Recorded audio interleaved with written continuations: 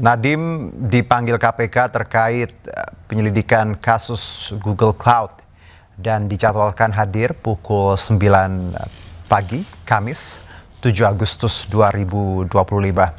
Waktu pengadaan Google Cloud terjadi saat pandemi COVID-19. Google Cloud digunakan untuk penunjang pelaksanaan kegiatan belajar mengajar yang dilaksanakan secara online. Pengadaan Google Cloud ini pun diduga memakan biaya besar.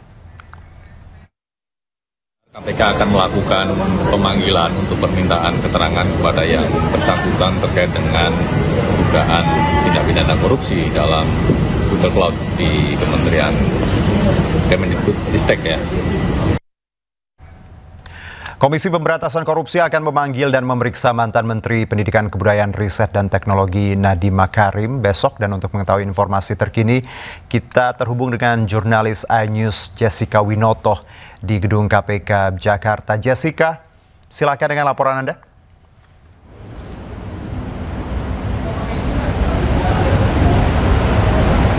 Ya, selamat malam Juno dan juga pemirsa. Saat ini saya sudah berada di Gedung Merah Putih Komisi Pemberantasan Korupsi Indonesia, yang mana memang betul adanya bahwa besok pagi Ex-Mendikbudristek Nadiem Makarim akan dipanggil dan diperiksa oleh pihak KPK terkait kasus dugaan korupsi pengadaan Google Cloud, yang mana kita ketahui bahwa Nadiem Makarim juga terjerat atau menjadi sebagai saksi pada kasus dugaan tindak pidana korupsi pengadaan laptop berbasis Chromebook yang ditangani oleh Kejagung.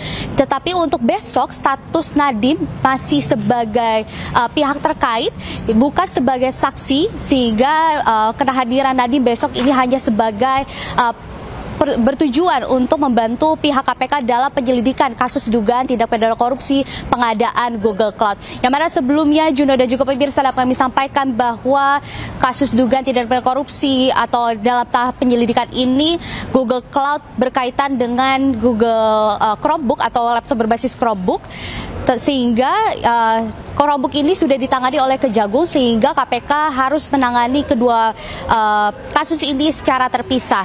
Dan selain dari Nadiem pun sudah ada mantan staf khusus dari Nadiem Makarim, yaitu Fiona Handaya, ini telah dipanggil untuk dimintai keterangan pada kasus ini pada 30 Juli yang lalu.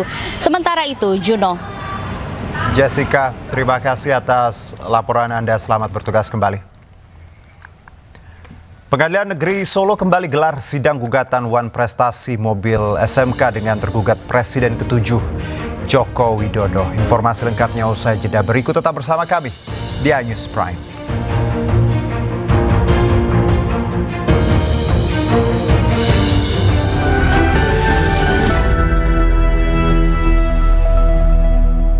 Health provider. Stop! Bijak garam yuk. Cukup 1 sendok teh garam plus setengah sendok teh Ajinomoto. Kurangi risiko darah tinggi, tetap lezat. Lezatnya approve. Yuk jadi kawan health provider. Kita ke informasi berikutnya, pemirsa. Hakim Pengadilan Tinggi Kepulauan Riau vonis mati mantan Kasat Narkoba Polresta Barelang Satria Nanda dan mantan Kanit Narkoba Sigit Sarwo Edi. Keduanya divonis mati setelah sebelumnya divonis umur hidup di Pengadilan Negeri Batam. Majelis Hakim Pengadilan Tinggi Kepulauan Riau menyatakan kedua terdakwa, yakni mantan Kasat Narkoba Polresta Barelang Satria Nanda dan kanitnya Sigit Sarwo Edi dinyatakan bersalah. Majelis Hakim kemudian memutuskan mengubah vonis kedua terdakwa dari awalnya seumur hidup menjadi pidana mati. Terkait putusan ini, para terdakwa masih bisa melakukan upaya hukum dengan melakukan kasasi. Terdakwa Sigit Sarwo Edi dan terdakwa Satria Nanda dipidana mati. Kemudian yang lain, yang 8 orang lagi itu anggota unit mereka itu dipidana dengan penutupan sementara Kebun Binatang Bandung atau Bandung Zoo oleh manajemen baru berujung ricuh. Masa dari manajemen lama paksa masuk dan dobrak pintu utama hingga rusak parah.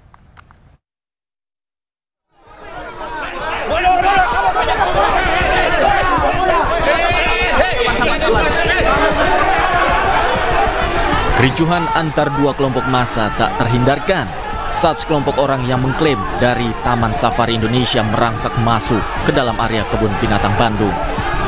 Situasi semakin memanas hingga terjadi baku hantam antar dua kelompok tersebut.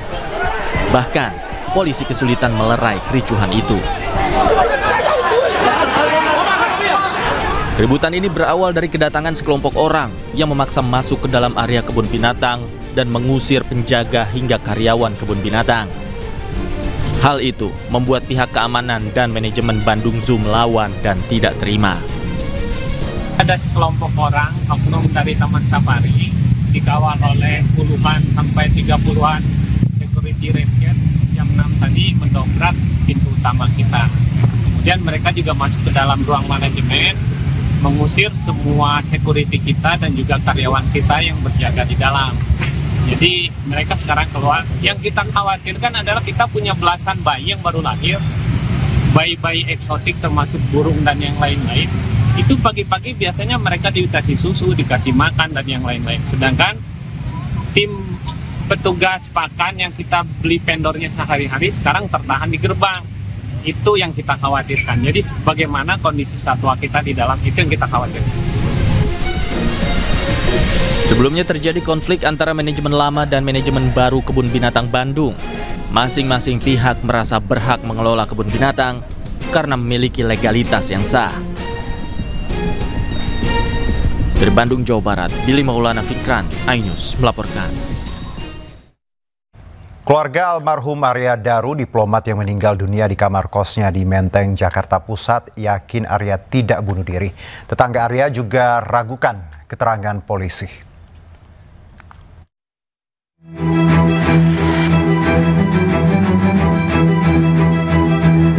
Keluarga Arya Daru Pangayunan, diplomat muda Kementerian Luar Negeri yang ditemukan meninggal di kamar kosnya di kawasan Menteng, Jakarta Pusat, akhirnya buka suara usai rilis polisi yang menyatakan bahwa tidak ditemukan unsur pidana dalam kematian almarhum.